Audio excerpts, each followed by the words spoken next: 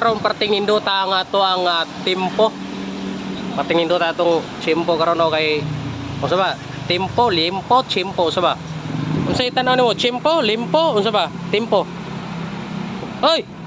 Unsa man ang tempo? Unsa ba? Tempo, tempo, unsa ba? Limpo.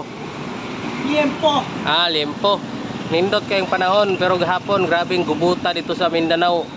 Kay agyan og linog ampo lang mo tanan dira. Unsa? Kaning isa guys okay, nagyaw-yaw siya. Kaya katong basketball lagi daw nga isugo sa coach. Nya gibutangan pabugat ang tiil kay gipalangoy. Tubig Oh, mo gani. Tubig na. Okay, bahala ko ko kwarta. Oh. Diba? Na. Kwarta man agad. Kwarta wala upo. Ini ko man sa training naman ay kwarta. Nya kay lumos naman. Sa kako di ko musugot atoy. Pa-training ka nya butang pabugat sa tiil. Oh. Sa man army? Oh. Dalo lagi kanimo kay pira. Awan.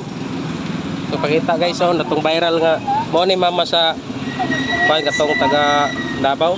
Si Rene. Rini, kung sa tingin Loy kayo.